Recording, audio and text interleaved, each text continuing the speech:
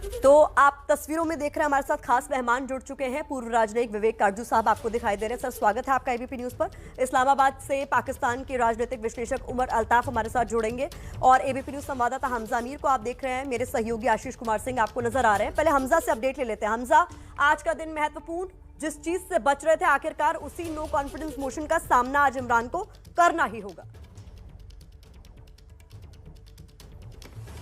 जी बिल्कुल, आज का एक और हिस्टोरिक दिन है क्योंकि आज इमरान खान की किस्मत का फैसला होना है और लगता है ऐसा है कि फैसला ऑलरेडी हो चुका है। वो जितना भी बचना चाह रहे थे वो नहीं बच पा रहे उससे।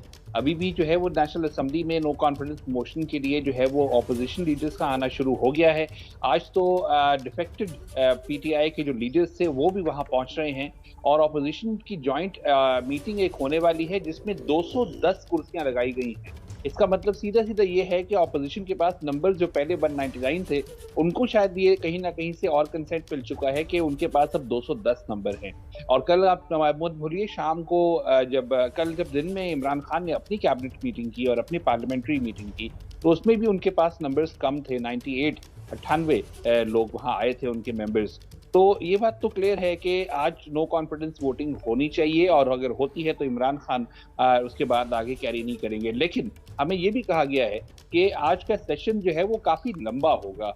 बड़ी लंबी लंबी स्पीचेस करने के इरादे हैं इनके पार्टी के लोगों के और हमें ये भी देखना है कि इस सेशन को चेयर कौन करेंगे क्योंकि स्पीकर नेशनल असेंबली के खिलाफ नो कॉन्फिडेंस मोशन डली हुई है। डिप्टी स्पीकर नेशनल असेंबली के खिलाफ नो कॉन्फिडेंस मोशन कल सबमिट कर दी गई थी ऑपोजिशन की तरफ से। तो आज उनको इस सेशन को चेयर कौन करेगा हमें पहली बात ये देखनी होगी और क्या एज अ स्पीकर जो भी बैठेगा वो क्या इस पूरे प्रोसीडिंग को कैरी करेगा क्योंकि हमने प्रीवियस अगर आप हिस्ट्री उठाइए तो हमें मालूम है कि प्राइम मिनिस्टर उस वक्त सैयद यूसुफ रजा गिलानी थे मेमोगेट स्कैंडल के अंदर, जिनको कहा गया था कोर्ट की तरफ से कि आप लेटर मेमोगेट के हवाले से लिखिए आगे उसकी इंक्वायरी के लिए, और उन्होंने मना कर दिया था। तो वो एक कंटेम्प्ट ऑफ कोर्ट का मामला बन गया था बाद में।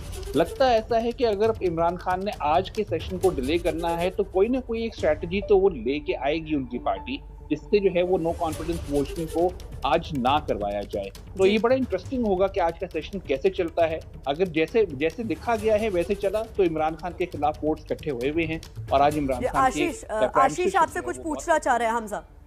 हमजा भाई, आशीष बोल रहा हूँ, अस्सलाम वालेकुम। मैं ये पूछना चाह रहा था आपसे कि हमारे यहाँ जब ऐसी कोई प्रोसीजर पार्लियामेंट में होती है तो टाइम डिफाइंड होता है और स्पीकर के पास ये अधिकार होता है कि वो पॉइंट आउट कर सकें कि अपनी बात को आप 10 मिनट में ख़त्म कर दें, 20 मिनट में ख़त्म कर दें क्योंकि हमें आज ही वोटिंग करानी है। क्या आपके यहाँ स्पीकर को इस तरह का हक इख्तियार नहीं है अगर लंबी लंबी तकरीरों की आप बात कर रहे हैं तो? तो देखिए यहाँ पे भी टाइम स्पेसिफाई आज तक मैंने नहीं देखा कि नेशनल असेंबली के सेशन में अगर प्राइम मिनिस्टर पहुंचे हुए हैं और खड़े होकर स्पीच करना चाहते हैं तो आज तक उन्होंने किसी को रोका नहीं है, चाहे वो जितनी भी लंबी स्पीच करना चाहे। नहीं, और प्राइम मिनिस्टर के अलावा देखिए, प्राइम मिनिस्टर के अलावा हमजा भाई जो है नहीं हमजा भाई एक मिनट माफ कीजिएगा, अगर स्पीकर ये डिसाइड कर ले कि आज ही वोटिंग कराना है तो जी प्लीज। हाँ जी, देखिए रिस्पॉन्सिबिलिटी तो यही है। स्पीकर की responsibility is as per the agenda of the session. आज एजेंडे के अंदर 5वां पॉइंट जो है वो नो कॉन्फिडेंस मोशन का है और वो उन्होंने करवानी उनकी जिम्मेदारी है।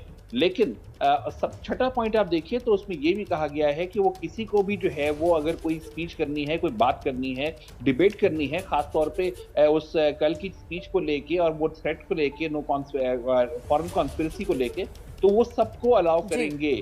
और ये एक डिलेइंग टैक्टिक हो सकती है कि अगर जो है वो इस तरह से करना है तो वो एक लंबी ड्यूरेशन की स्पीचेस जो है स्पीकर चाहेंगे कि नो कॉन्फिडेंस वोटिंग से बचने के लिए वो एक लंबा। पर हमजा सवाल तो यहाँ पर ये भी उठता है ना कि वो डिले कराकर अपना फायदा कैसे कर रहे हैं। उनके नंबर तो पहले से और ज्यादा कम होते जा रहे हैं। अभी तक तो विपक्ष 199 की बात कर रहा था, आप कह रहे हैं जो बैठक होने वाली उसमें 210 कुर्सियां लगा दी गई हैं। पूर्व राजनयिक विवेक काटजू साहब भी हमारे साथ मौजूद हैं। सर, कल जिस तरीके से घटनाक्रम चल रहा था ये माना जा रहा था कि हो सकता है कि फजीहत से बचने के लिए इमरान खान कोई पैतरा अपनाते हुए इस्तीफा दे देंगे, ऐसा तो हुआ नहीं। पर जब राष्ट्र के नाम संबोधन करने आए तो भारत की तारीफ करने लगे, कैसे देखते हैं इसे आप? नहीं, उन्होंने भारत की तारीफ ये शायद चौथी या 5वीं मर्तबे की है और मुझे ये लगता है कि ये हमें जो पाकिस्तान के राजनीतिक हालात हैं उसके संदर्भ में देखना है। वो इशारा ये कर रहे हैं कि वो तो एक बहुत ही खुददार नेता हैं जो कि किसी भी सुपर पावर के प्रेशर में नहीं आते हैं, जैसे भारत नहीं आता है।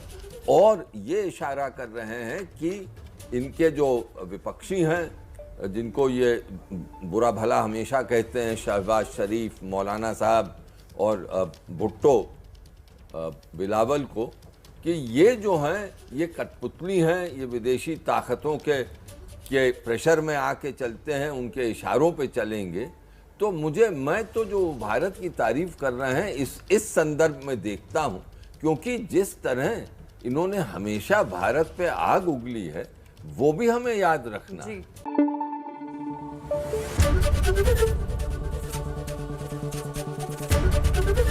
एबीपी न्यूज आपको रखे आगे।